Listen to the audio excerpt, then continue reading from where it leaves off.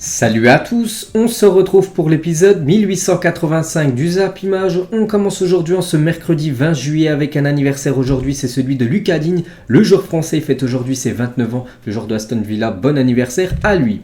On va parler d'un match là qui s'est déroulé la nuit dernière, c'était entre l'équipe de l'Inter Miami et l'équipe du FC Barcelone, c'est un match de pré-saison. Et le Barça a humilié cette équipe de l'Inter Miami chez elle, 6-0 pour le FC Barcelone. Donc Aubameyang, Rafinha, Fati, Gavi, Depay et Ousmane Dembélé, buteur dans ce match à sens unique. Donc j'ai pas vu le match parce que c'était en plein milieu de la nuit. Mais voilà, quand une équipe gagne 6-0, bien sûr, c'est logique et mérité. Et si on regarde les statistiques du match, voilà, le Barça a complètement dominé cette équipe américaine. L'Inter Miami, c'est seulement une frappe. Et en plus, cette frappe n'a pas été cadrée alors que le Barça, c'est plus de 23 tirs, 8 tirs cadrés, 6 buts. Ils ont été très très efficaces devant les cages, cette équipe espagnole. Donc belle victoire du FC Barcelone. On peut voir le 11 qui a commencé titulaire cette rencontre hier avec quelques recrues comme Christensen, Rafinha ou même Franck Kessié qui ont commencé directement titulaire lors de cette partie, on va dire dans la nuit dernière. Il y avait aussi Ansu Fati, Nico, Pedri, Dest ou même Ter Stegen qui ont commencé titulaire cette rencontre. Et on va parler de Rafinha. Donc pour son premier match, pour l'ancien joueur de Leeds United, donc il a été décisif, donc il est décisif sur 3 des 6 buts inscrits par son club hier. Donc Rafinha est impliqué dans 3 buts pour sa première avec le Barça, donc un but et 2 fois passeur D, donc des débuts parfaits pour l'ancien Rennais. Quelques photos de cette rencontre hier, on peut voir Rafinha, Pedri et Ansu Fati, 3 cracks du côté du Barça. Donc voilà toutes les photos, un but aussi de Ansu Fati, Aubameyang également buteur. On peut voir Christensen qui était au contact avec Gonzalo Higuaín, attaquant de cette équipe de l'Inter Miami. On peut voir aussi Ousmane Dembélé qui a inscrit le 6e et dernier but pour cette équipe Blaugrana lors de cette rencontre hier. Donc Robert Lewandowski, qui était bien présent, on peut le voir du côté du stade de l'Inter Miami, mais il n'a pas joué. Voilà, c'était trop juste voilà, pour déjà le mettre titulaire, même pour le faire jouer. Il jouera certainement le prochain match qui sera contre l'équipe du Real Madrid là, dans quelques jours. Donc quelques photos, il s'est quand même entraîné. Voilà, il a fait l'échauffement avec le groupe, mais il n'a pas joué. Robert Lewandowski, donc il est resté sur le banc, on peut voir en compagnie avec Gérard Piqué, et il fait toujours la une des journaux en Espagne, Robert Lewandowski. Donc voilà, par rapport à son arrivée, ça a déjà été officiel depuis quelques jours. Et on peut voir une petite info sur le transfert de Lewandowski. Donc sa clause libératoire maintenant du côté du FC Barcelone, elle est fixée à 500 millions d'euros si une équipe est intéressée par l'attaquant de 34 ans. Et du côté de la boutique officielle, du côté de Barcelone, donc le flocage Lewandowski n'est plus disponible. Pourquoi ? Parce qu'impossible de se faire floquer son maillot à cause d'une pénurie de la lettre W. Donc voilà, en gros, il n'y a plus de lettre W disponible. Donc en gros, ça pose un problème pour mettre Lewandowski dans le flocage derrière. Donc c'est pour ça que le flocage, pour l'instant, est indisponible. Toujours avec l'équipe Blaugrana, on peut voir la une du journal Sport aujourd'hui. Donc ils n'ont pas parlé du résultat, que ce soit le journal Mundo Deportivo ou le journal Sport, parce que voilà, c'était en plein milieu de la nuit, donc vous n'avez pas le temps encore de parler de cette rencontre. Mais ils parlent d'Azpilicueta qui pourrait être une future recrue du côté du FC Barcelone. Il ne manque plus que l'officialisation d'après le journal Sport. Donc Sport annonce un accord de principe entre le Barça et Chelsea pour Azpilicueta. Prix du transfert, ça pourrait monter à 5 millions d'euros, bonus compris. Pour le joueur de Chelsea, donc voilà peut-être la future recrue du côté de ce club Blaugrana. Et toujours dans le journal Sport aujourd'hui, donc c'est pas dans le journal, c'est plutôt sur leur site internet, parce que je l'ai dit, ils n'ont pas eu le temps de parler du match, mais ils ont noté, voilà, on va dire les recrues du côté de Barcelone. On peut voir que Franck Kessié a obtenu une note de 8 sur 10 sur cette rencontre hier. Rafinha également une note de 8 sur 10, donc une très belle note. Et Pablo Torri, le jeune joueur aussi, qui rentre en cours de jeu, il a obtenu une note de 7 sur 10 par rapport à cette prestation contre l'Inter Miami. Pedri l'a dit, nous devons donner à nos fans ce qu'ils méritent, du beau football et des titres. Donc hier ça a été du beau football produit par l'équipe du Barça. Maintenant voilà, c'est un match amical, on verra ce que ça va donner lors des matchs officiels, et surtout là il va falloir remporter au moins un trophée pour les Blaugrana la saison prochaine. Et oubliez la saison qui vient de s'écouler, qui a été très pauvre pour le club Blaugrana, avec en termes de trophées, ça a été un 0 pointé. Et Xavi, les gars, n'était pas, je ne vous ai pas montré une photo de Xavi du côté de Barcelone, parce qu'actuellement il n'est toujours pas aux États-Unis. Xavi n'a pas encore pu obtenir son visa pour les États-Unis. Il manquera le premier match, il n'était pas sur le banc du côté du Barça, et il devrait enfin débarquer débarquer du côté des États-Unis, donc il débarquera finalement aux États-Unis, donc il atterrira normalement aujourd'hui à 18h à Miami. Il a enfin obtenu son visa pour rejoindre, on va dire, ses collègues du côté des États-Unis. Donc voilà, il sera sur le banc du FC Barcelone lors du prochain match, le Classico contre le Real Madrid. Et il y avait beaucoup de supporters du FC Barcelone, le Barça bien sûr, c'est un club mondial supporté par beaucoup de personnes. Et aux États-Unis, il y avait beaucoup de personnes qui avaient les maillots du FC Barcelone bien sûr pour soutenir cette équipe pour cette pré-saison américaine. On prend la direction cette fois-ci de Bangkok parce que Manchester United est en tournée asiatique et Manchester United a joué un match amical contre l'équipe de Crystal Palace et une nouvelle victoire des Red Devils, une victoire 3-1. Donc Martial, Rashford, Sancho, buteur. Belle victoire de Manchester United. On peut voir les statistiques du match. C'est quasiment du kiff-kiff. Si on regarde, peut-être pas la possession qui a été plus Manchester, mais voilà, les tirs et tirs cadrés, c'est quasiment du kiff-kiff. Mais c'est bien Manchester United qui s'est imposé. Donc 3 matchs, 3 victoires pour Manchester United lors des matchs de pré-saison. Donc actuellement tout va bien. Maintenant on verra ce que ça va donner lors des matchs officiels. Et cette photo avec les 3 buteurs hier, c'est quand même on va dire 3 joueurs qui ont été en grande difficulté la saison dernière, qu'on n'a pratiquement pas parlé, que ce soit Rashford, Martial ou Sancho. Ils ont fait vraiment une saison fantomatique, puis ils ont été buteurs ces 3 là, donc peut-être de bon augure pour cette nouvelle saison. Et concernant Anthony Martial, donc sur son 3 matchs et déjà 3 buts. Donc Liverpool, Melbourne Victory et Crystal Palace. Donc chaque match qu'il a disputé en pré-saison, à chaque fois il a marqué au moins un but. Il a même délivré une passe décisive. Et donc il nous prépare une grande saison. Donc à voir, bien sûr, si il va confirmer que c'est un joueur encore important de Manchester United sous l'ère Erik ten Hag. Donc quelques photos de cette rencontre hier contre Crystal Palace, un club que Manchester retrouvera la saison prochaine en première ligue. Donc Rashford, Martial. On peut voir aussi Fred, bien sûr, le milieu brésilien, voilà, le 11 qui a commencé titulaire. On peut voir aussi Bruno Fernandes, ou même, je sais pas, Lindelof, ou même David De Gea au but. Et il manque toujours, bien sûr, cette personne, les gars, Cristiano Ronaldo. Ronaldo n'est pas dans le groupe de Manchester United, il s'entraîne toujours pas avec l'équipe de Manchester, et Ronaldo évoluera dans quel club la saison prochaine selon toi? C'est vrai que ça, c'est un gros point d'interrogation. Où jouera Cristiano Ronaldo? Parce qu'on sait qu'il a des envies de départ, il ne veut pas rester à Manchester, parce que Manchester ne joue pas la Ligue des Champions, et Ronaldo veut jouer la Champions League. Et une info complètement folle qu'on peut, je sais pas si vous suivez beaucoup Twitter les gars, et on voit beaucoup de Ronaldo du côté de Marseille, bien sûr c'est un hashtag donc lancé par un internaute, donc Basile Bilo, le hashtag Ronaldo OM, donc a été particulièrement utilisé dans la commune marseillaise ce mardi, donc hier, avec des montages de CR7 avec le maillot de l'OM, une façon marrante de rêver d'une folle signature de Ronaldo à l'Olympique de Marseille. Donc on peut voir, je ne sais pas si vous suivez Twitter, que le Ronaldo OM, on va dire c'est en tendance, en tweet top Twitter, on va dire, en gros, c'est le tweet le plus cité en gros, et quelques photos montages qu'on peut voir de Cristiano Ronaldo avec le maillot de Marseille. C'est que Marseille, les gars, joue la Ligue des Champions, donc ça peut être une piste envisageable, on peut dire, pour Cristiano Ronaldo. Le montant du transfert, je pense que ça pourrait le faire pour l'Olympique de Marseille. Je pense que ça coûterait peut-être 15 millions d'euros, parce que voilà, Ronaldo a quand même 37 ans. Problème, bien sûr, ce serait le salaire du joueur. Et là, Marseille, c'est impossible qu'il puisse offrir le salaire qu'il a dans les autres clubs, 40 millions, du 30 millions d'euros par an. C'est impossible pour l'OM, à part bien sûr si Ronaldo veut rejoindre Marseille. Et Ronaldo accepte bien sûr de diviser quasiment son salaire par 5, 6, 7, voilà, pour que ça soit réalisable. Sinon, ça sera très compliqué. Mais voilà, il y a ce tweet. Voilà, on va dire Ronaldo OM, avec beaucoup de photomontage. On peut voir Ronaldo bien sûr en mode présentation, Ronaldo avec la future carte FUT, la FUT 23. Donc même Eurosport, Cristiano veut un club qui joue la Ligue des Champions. L'OM recherche de l'expérience pour la Ligue des Champions. C'est du gagnant-gagnant pour Cristiano Ronaldo. Et CR7 au Vélodrome avec le Real Madrid. Il est déjà venu du côté du Vélodrome, Cristiano Ronaldo, affronter cette équipe marseillaise quand il était avec son ancien club du Real Madrid. Il est même venu un coup lors de l'Euro 2016 en plus, qu'il avait remporté en France, où je ne sais plus c'est contre qui qu'il avait joué, bien sûr avec son équipe du Portugal. Et Piers Morgan, donc un proche de Cristiano Ronaldo, il a dit: je pense qu'il est très peu probable déjà de revoir Cristiano Ronaldo avec le maillot de Manchester United, pour vous dire voilà que c'est quasiment sûr le départ de CR7 de l'Angleterre. Donc il pourrait jouer dans un endroit très surprenant la saison prochaine. Donc voilà, surprenant, ça peut être Marseille, parce que personne il pense, ça peut être surprenant. L'Atlético aussi, qu'on parle comme depuis quelques jours, qui peut être une piste aussi beaucoup plus sérieuse. Je pense que pour Cristiano Ronaldo que l'OM. Donc voilà, actuellement, ce qu'on peut dire sur Ronaldo et sur le Twitter Instant Foot. Donc c'est simple, Ronaldo OM, vous pensez que c'est possible? Soit oui, soit non, quasiment 10 000 votes. Donc moi j'ai mis non. Pour moi, les gars, je vois pas comment ça peut être possible, surtout par rapport au salaire. On peut voir quand même que sur les 10 000 personnes à peu près qui ont voté, il y a plus de 3000, à peu près plus de 3000 personnes qui ont mis oui, ils pensent que ça peut être possible, Ronaldo du côté de Marseille.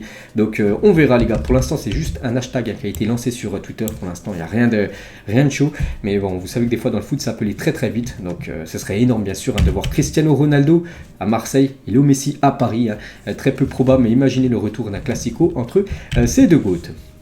Toujours avec l'équipe de Marseille, donc lui c'est beaucoup plus probable et c'est quasiment fait, c'est Jonathan Klaus qui est bien arrivé à Marseille, c'était hier après-midi, donc voilà, normalement aujourd'hui, mercredi, ça sera officiel concernant le défenseur droit de Lens qui devrait être un nouveau joueur de l'équipe marseillaise. Donc son transfert devrait s'élever à 7,5 millions d'euros avec des bonus pouvant aller jusqu'à 11 millions d'euros pour Jonathan Klaus du côté de Marseille, c'est imminent. Et toujours avec Klaus, Pablo Longoria qui est en conférence de presse, donc il a dit on a un accord de principe avec Klaus, pour vous dire que c'est très bien parti. Blanco, le gardien du Celta Vigo, qui pourrait être la doublure de Paul Lopez, et remplacer Mandanda, donc il est en train de voyager. On a un accord de principe avec le Celta Vigo, donc voilà, Marseille pourrait officialiser deux arrivées aujourd'hui, Klaus et Blanco, pour cette journée de mercredi. Lui aussi, les gars, je vous ai dit qu'il allait rejoindre cette équipe de l'OM, donc Luis Suarez est arrivé à Marseille, c'est le Luis Suarez colombien, pas le Luis Suarez uruguayen, et Longoria qui est en conférence de presse, donc il a touché un petit mot par rapport à ce joueur. Donc Luis Suarez est un joueur polyvalent, il fallait prendre un joueur avec des caractéristiques différentes de ce qu'on avait au club, du pressing, de la répétition d'efforts à haute intensité. C'est un profil qu'on n'avait pas avant, donc voilà pourquoi en gros Marseille a jeté son dévolu, on peut dire, sur cet attaquant de Grenade. Une autre piste du côté de Marseille, c'est Jordan Verretou, la priorité de l'OM au milieu. Les négociations entre les deux clubs sont en cours et pour aboutir rapidement, la piste a été validée par Igor Tudor. Voilà ce nouveau coach de cette équipe marseillaise. Il connaît très très bien Jordan Verretou parce que Igor Tudor c'est l'ancien coach de l'AS Vérone. Il jouait souvent contre l'AS Roma, le club de Jordan Verretou. Et lui serait ok pour avoir Jordan Verretou dans l'effectif Marseille saison prochaine. Mais il y a aussi l'AC Milan, les gars, qui prépare une offre officielle pour Jordan Verretou. Donc ça pourrait être Marseille ou l'AC Milan concernant le milieu Jordan Verretou. Et l'expérience européenne de Jordan Verretou, après c'est qu'en Ligue des Champions, Marseille va jouer en Ligue des Champions la saison prochaine. Donc il a disputé aucun match en Ligue des Champions, il a disputé beaucoup de matchs en Europa League ou même en Europa Conference League, 9 matchs la saison dernière avec l'AS Roma, puis il a remporté le titre. Toujours avec Marseille, une info officielle, donc c'est Rogerio Niakosi, donc un défenseur suisse, jeune, parce qu'il a seulement 18 ans, il s'engage avec l'OM, ça c'est officiel. Le défenseur central quitte le Servette FC contre environ 2 millions d'euros, donc voilà, il a signé son contrat du côté de l'OM, donc je ne sais pas s'il va pouvoir avoir une place de titulaire, parce qu'il y a quand même beaucoup de monde dans le secteur défensif, mais voilà, c'est un nouveau joueur de Marseille, il a 18 ans, bien sûr, c'est un joueur pour l'avenir. Et toujours avec Marseille, donc les 3 nouveaux défenseurs centraux de l'OM officiellement présentés aujourd'hui, donc la conférence de presse hier de Longoria, c'était pour présenter ces 3 joueurs qui jouent, Touré et Chancel Mbamba, donc les 3 nouvelles recrues du côté de Marseille, pour en avoir beaucoup dans les prochaines heures, comme j'ai dit avec Klaus ou même Blanco, le gardien du Celta Vigo. Donc Touré, les gars, regardez comme la taille de Touré, j'ai dit qu'il était très très grand, plus de 2 mètres par rapport à Longoria qui fait à peu près 1m70. Et Guijo, les gars, donc natif d'Avignon, joue désormais dans le club de son cœur. N'oubliez pas que c'est un ancien joueur du Spartak Moscou et rejoint gratuitement cette équipe de Marseille. Côté départ, c'est bien d'annoncer beaucoup d'arrivées du côté de l'OM. Il faut aussi des joueurs qui quittent le club. Et Longoria annonce en conférence de presse que Luis Enrique se dirige vers un prêt avec option d'achat Botafogo. L'ailier brésilien est arrivé à Marseille en 2020 pour environ 10 millions d'euros. Un bel échec. Donc voilà, il a confirmé en gros que voilà, dans les prochaines heures, voire prochains jours, Luis Enrique va prendre la direction du championnat brésilien. Et concernant Bamba Dieng, donc Fribourg et l'OM ont échangé à propos de Bamba Dieng. Le club allemand n'a pas fait d'offre officielle, mais les 8 millions d'euros évoqués ne sont pas suffisants. La direction marseillaise réclame entre 12 et 15 millions d'euros pour lâcher l'attaquant sénégalais. Et toujours avec Marseille, et toujours avec la conférence de presse de Pablo Longoria. Donc il y a eu un petit mot pour Sébastien Haller. On a parlé hier qu'il a été, on a décelé une tumeur au testicule, bien sûr, c'est très très grave. Donc Longoria a la classe, tout simplement. Donc il a dit avant de commencer les questions sur le mercato, donc je tiens à apporter mon soutien à Sébastien Haller au Borussia Dortmund. Il a tout mon soutien ainsi que celui du club, bien sûr, de l'Olympique de Marseille, qu'on voit beaucoup de force à l'ancien joueur de la GOCR ou même de l'équipe de West Ham. Et staff et joueurs du Borussia Dortmund affichent leur soutien à Sébastien Haller, bien sûr, en affichant son maillot pour lui envoyer aussi beaucoup de force. La même chose du côté de l'Ajax, l'ancien club de Sébastien Haller avant de rejoindre cette équipe du Borussia Dortmund. Eric Ten Hag sur Haller en conférence de presse après le match contre l'équipe de Crystal Palace hier, il a dit: c'est une chose terrible, j'ai une relation fantastique avec lui, c'est mon ami, il a été mon attaquant pendant plusieurs années à Utrecht et à l'Ajax Amsterdam, c'est une nouvelle dévastatrice, j'espère qu'il se remettra dès que possible, bien sûr. Et il a mis un petit message, lui, Sébastien Haller: merci à tous pour vos nombreux messages de soutien et d'affection depuis l'annonce d'hier, ma famille et moi. Nous vous remercions. Je vais maintenant me concentrer sur mon rétablissement pour revenir plus fort. Bien sûr, il va mettre le foot de côté et voilà, on lui envoie énormément de force à l'attaquant ivoirien. On va parler maintenant du Paris Saint-Germain et pour mieux préparer ce trophée des champions contre le FC Nantes le 31 juillet prochain, dans 11 jours exactement. Donc Luis Campos a décidé d'écourter la tournée estivale du Paris Saint-Germain. Donc les champions de France sont attendus à Paris le 25 juillet prochain. Au plus tard, on va dire le 26 juillet, parce qu'on peut voir qu'ils auront quand même un match amical contre Gamba Osaka, donc prévu le 25. Donc à la fin de ce match, il devrait prendre directement l'avion et retourner du côté de Paris. Pourtant, il devrait rester encore voire 2 jours de plus. Donc, n'oubliez pas que le PSG joue actuellement à 12h30 contre l'équipe de Kawasaki Frontale. Donc leur premier match, on va dire, sur le continent asiatique, c'est un match amical. On parlera bien sûr du résultat, demain. Et aussi un match samedi, les gars, à midi contre Urawa Reds. Voilà, un match de pré-saison pour cette équipe parisienne. Et d'après les dernières infos, regardez la compo qui pourrait être mis directement par Galtier pour ce match aujourd'hui. C'est une compo probable avec Donnarumma, Kimpembe, Marquinhos, Sergio Ramos, une défense à 3, Verratti, Vitinha, la nouvelle recrue, Nuno Mendes, Hakimi, Messi, Mbappé, Neymar. Donc en gros, c'est l'énorme team parisienne. Et concernant Hugo Ekitike, donc nouveau joueur du Paris Saint-Germain, ne rejoindra pas le groupe parisien au Japon. L'ancien Rémois va s'entraîner à part et devrait rejoindre le groupe pour le trophée des champions le 31 juillet prochain. Donc voilà une petite info concernant Hugo Ekitike. Ça sert à rien de lui mettre un long voyage dans les jambes. Il s'entraîne du côté du camp des loges avec un préparateur physique. Il attend tout simplement le retour de l'effectif parisien, bien sûr, pour intégrer officiellement l'équipe parisienne. On va parler de Neymar, d'après le journal Le Parisien. Donc Neymar a été proposé à Manchester City par le PSG, offre refusée par les Anglais. Et ils avaient une idée derrière la tête à cette équipe parisienne, parce que l'idée du PSG était de réaliser un échange contre possiblement Bernardo Silva, explique le journal Le Parisien dans son édition d'hier. Donc voilà, petite info. Bon, ça a été refusé par l'équipe de Manchester City. Concernant Idrissa Gueye, qui était pisté par l'équipe du Galatasaray, donc n'ira pas en Turquie. Il estime pouvoir gagner sa place au PSG malgré l'arrivée de Vitinha en milieu de terrain. Voilà, il espère rester du côté de Paris et espère aussi gagner sa place de titulaire pour cette saison future. Et concernant ce joueur, Renato Sanchez, donc s'impatiente. Donc il est tiraillé entre le PSG et l'AC Milan. Le Portugais ne comprend pas que les négociations traînent en longueur avec Paris. Donc actuellement, il est toujours en pré-saison avec l'équipe de Lille, mais lui, on sait, il veut quitter cette équipe de Lille, il veut aller du côté du PSG et il commence à s'impatienter. Et on peut voir que le journal L'équipe annonce que si aucun accord est trouvé avec le PSG pour Renato Sanchez dans les 48 prochaines heures, alors il acceptera l'offre de l'AC Milan, parce qu'il y a toujours une offre de l'AC Milan, lui qui n'a pas accepté, parce qu'il préfère aller du côté du PSG. Et voilà, vu que ça traîne, il pourrait du coup aller du côté de Milan. Donc grosse pression maintenant sur le PSG, s'ils veulent s'offrir Renato, il va falloir que ça aille très vite.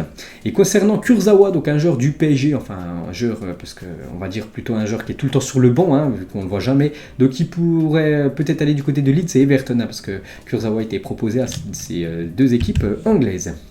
Et toujours avec Paris, concernant ce futur maillot extérieur, donc nos Parisiens à Tokyo avec le nouveau maillot extérieur de cette équipe parisienne, bien sûr, ce maillot de couleur gris, que j'ai dit, en mode Parc des Princes, c'est cette couleur en gros qui reflète, on va dire, le maillot extérieur de cette équipe.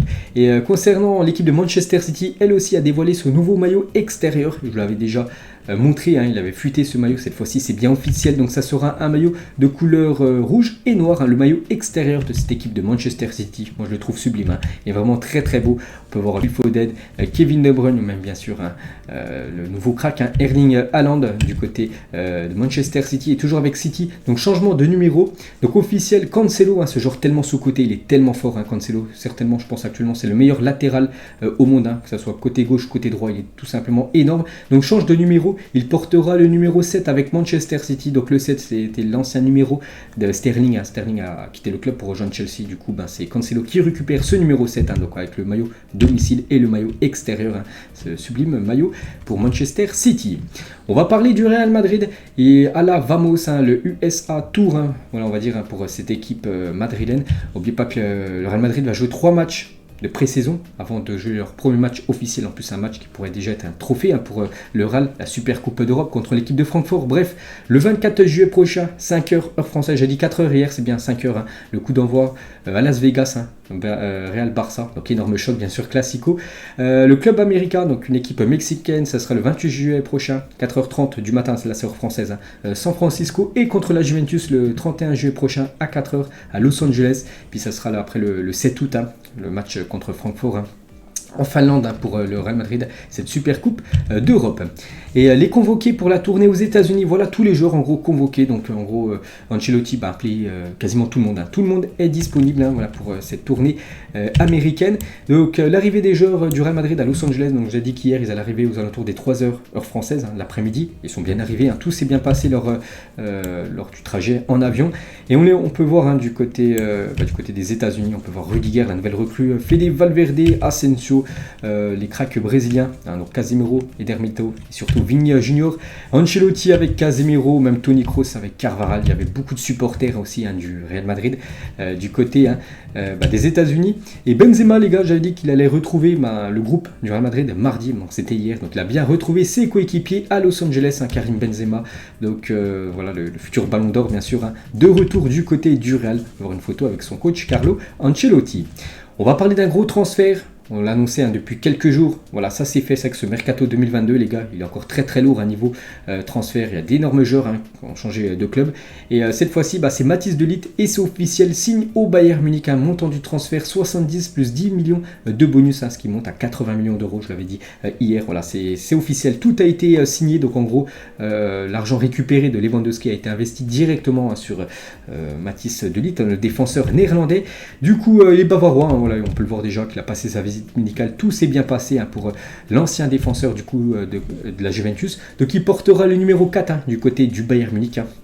Voilà, s'il y en a qui veulent se faire floquer le maillot Mathys de Ligt. Et il a dit, je suis très heureux d'être un joueur pour ce grand club. Le FC Bayern est le club le plus titré d'Allemagne et l'un des clubs les plus titrés d'Europe et aussi du monde.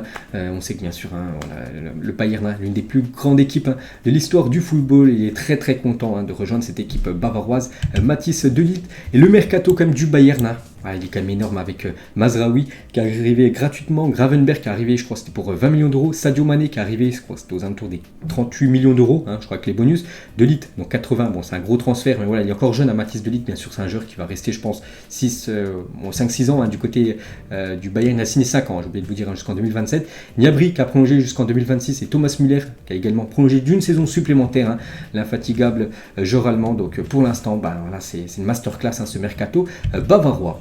Et du côté de la Juventus, dans la foulée, ils doivent remplacer Mathys de Ligt, bien sûr en défense du père de Ligt, il faut absolument trouver son remplaçant. Voilà, c'est fait les gars, c'est Gelson Bremer, c'est Fabrizio Romano qui le dit, tout Juventus et Ruigo. Donc voilà, quand il dit Ruigo, c'est fait. Donc on peut voir même que le Twitter de la Juventus a mis un Bremer atterri à Turin, donc en gros. Donc voilà quelques photos de Bremer. Donc c'est pas encore officiel, mais voilà, il y a un accord de principe, donc ils le mettent, c'est pour ça qu'ils le publient déjà sur leur Twitter officiel.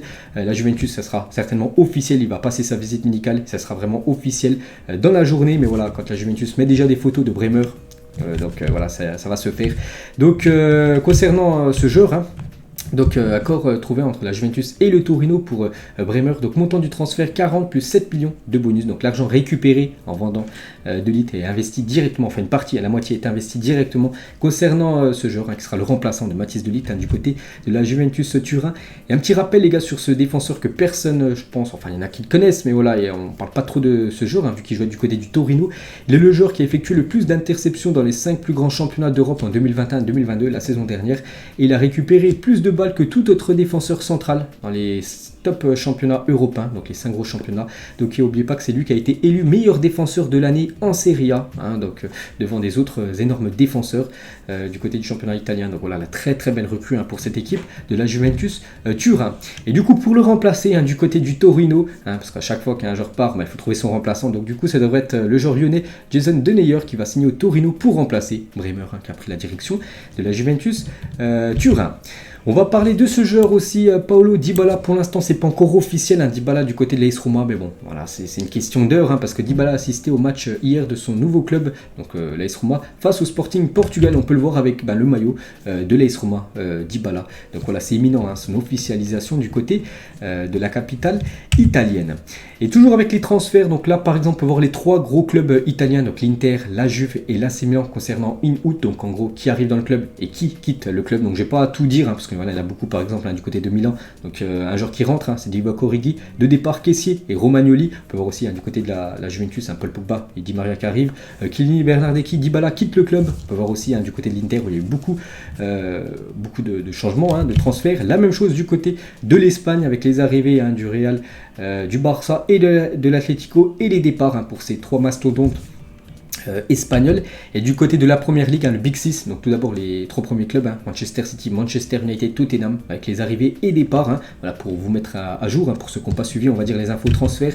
Et concernant Arsenal, Chelsea et Liverpool, les arrivées et les départs actuellement. Donc côté Chelsea par exemple, Sterling, Koulibaly sont arrivés au club, et Lukaku, Christensen, Rudiger et Saúl Ñíguez, qui est retourné de son prêt du côté de l'Atlético Madrid, quitte le club.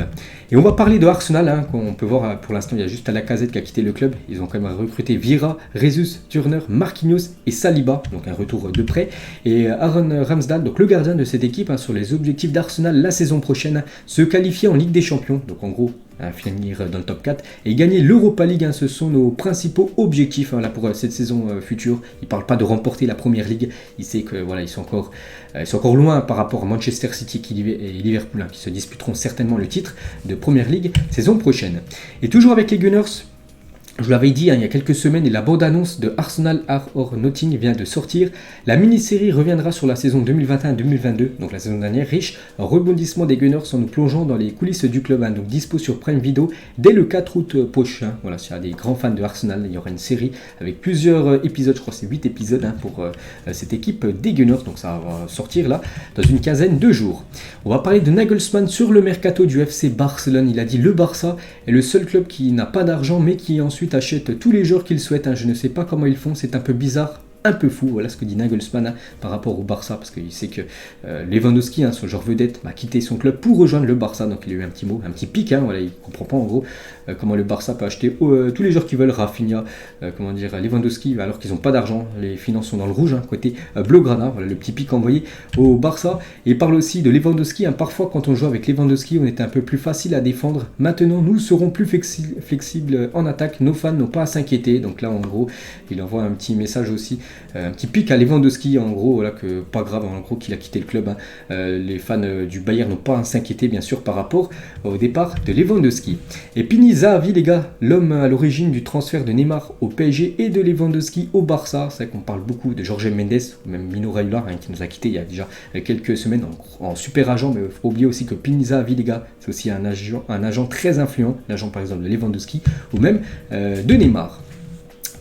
2012, Chelsea remporte la Ligue des Champions. L'année d'après, c'est le Bayern qui remporte la Ligue des Champions. Le Real remporte la Ligue des Champions et le Barça remporte la Ligue des Champions. 2012, 2013, 2014, 2015 et là, 2020, 2021, 2022. Le Bayern, Chelsea, le Real. Donc il y en a déjà 3 des 4 équipes que j'ai dit au-dessus. Et du coup, il manque le Barça 2023. Pourquoi pas l'année du FC Barcelone qui remporte la Champions League. On va parler du Pila Camping qui appartient à Mathieu Valbuena, a été totalement détruit par les incendies qui ravagent actuellement la Gironde. Vous savez qu'il y a de gros incendies du côté du sud-ouest de la France. Donc il a réagi, c'est une grande tristesse. J'ai beaucoup de mal à réaliser qu'il n'y a plus rien. J'aurais jamais pu imaginer ça. Force à lui bien sûr, parce que c'est le copropriétaire du Pila Camping. Donc un camping qui a été totalement détruit par les flammes. Donc voilà en gros le camping de Mathieu Valbuena du côté de la Gironde, bien sûr totalement détruit. Donc grosse force à lui, grosse force aussi surtout aux pompiers bien sûr qui luttent contre les flammes. On va parler du Marrakech du Rire, hein. J'ai un peu regardé hier, il y avait du beau monde, hein, surtout voilà, du beau monde en tant que footballeur, hein, pour les 10 ans du Marrakech du Rire. Donc c'était pas hier, hein, c'était pas en direct, voilà, cette émission a été... cette émission les gars a été filmée il y a déjà quelques semaines. Hein. Donc on peut voir qu'il y avait Kylian Mbappé qui était présent, hein. Voilà, lors de ce Marrakech du Rire. On peut voir aussi Kamavinga, on va voir Lilian Thuram ou même Dimitri Payet bien sûr, était également présent. On va parler de Didier Drogba et on revient 18 ans jour pour jour en arrière. Et Drogba quittait l'Olympique de Marseille pour rejoindre l'équipe de Chelsea contre 37 millions d'euros. La légende Didier Drogba, bien sûr, hein, légende du côté de Chelsea ou légende du côté de Marseille. Hein. Donc Marseille récupérait quand même 37 millions d'euros, mais il perdait bien sûr un énorme buteur. Et cette fois-ci, il y a 4 ans jour pour jour, Liverpool signait du côté, Alisson plutôt signait du côté de Liverpool. Hein. Il aura tout gagné avec les Reds, hein, que ce soit la Première Ligue, que ce soit la FA Cup, que ce soit la Ligue des Champions, le FL Cup, il a tout remporté du côté de Liverpool, Alisson Becker. On va parler de l'Euro féminin, je n'ai pas parlé en début de vidéo parce que hier soir il n'y avait pas de match. Mais on revient sur le match de l'équipe de France, c'était avant-hier. Et Islande-France a réuni plus de 4,3 millions de téléspectateurs. Donc avant-hier sur TF1, de très belles audiences de nouveau, hein, pour l'équipe de France, qui a encore été énormément suivie, hein, par les Français. Et on va parler du futur match des Bleus, ce sera samedi prochain contre l'équipe néerlandaise. Et gros coup dur, hein, pour l'équipe des Pays-Bas parce que blessé au pied, Dix Martens est forfait pour le reste de l'Euro féminin. Deuxième coup dur pour les Néerlandaises qui avaient déjà perdu leur gardienne. Donc une bonne nouvelle, hein, pour la France qui affrontera les Pays-Bas en quart de finale. Bon, bien sûr c'est une très mauvaise nouvelle, hein. On ne peut pas dire que ce soit une bonne nouvelle parce que voilà, c'est une joueuse quand même qui est blessée. Et voilà, c'est quand même un coup dur, on va dire, surtout pour les Néerlandaises, tout simplement leur meilleure joueuse, hein, qui sera indisponible, hein, pour ce match, hein, contre l'équipe de France. Ça n'oubliez pas, ce sera samedi à 21h. Et on peut voir le programme, donc le premier quart de finale, ça commence ce soir. Angleterre, Espagne, demain il y aura Allemagne, Autriche, Suède, Belgique et France. Pays-Bas samedi soir. Et on peut voir sur le Twitter officiel, hein, de l'Euro féminin, en gros, qui va passer, hein, pour les demi-finales. Donc là, Angleterre, Espagne, on va voir que c'est les Anglaises, hein, qui ont reçu le plus de votes, hein, 64%. Voit l'Angleterre se qualifier pour les demi. Concernant l'affiche demain entre l'Allemagne et l'Autriche, hein, beaucoup voient l'Allemagne se qualifier à plus de 84%. Concernant l'affiche de vendredi soir, Suède-Belgique, beaucoup voient la Suède se qualifier, hein, contre les Belges en demi-finale. Et concernant l'équipe de France contre les Pays-Bas, là c'est très très serré, 50,8% voient les Françaises et 49,2% voient les Néerlandaises, hein, se qualifier pour les demi-finales de l'Euro féminin.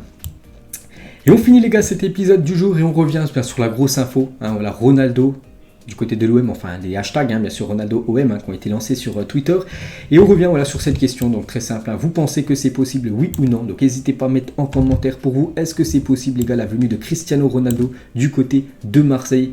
Est-ce que Marseille peut s'offrir, hein, le légendaire Cristiano Ronaldo? Donc moi je vais donner mon avis tout à l'heure, hein. Voilà, vous pouvez revenir tout à l'heure, je dis qu'en gros, ça sera très compliqué, je vois pas du tout comment ça peut être possible, peut-être vous pouvez avoir un autre point de vue que moi. Donc voilà les gars, la fin de cet épisode, j'espère que ça vous a plu, on se retrouve demain pour le prochain numéro, ciao à tous.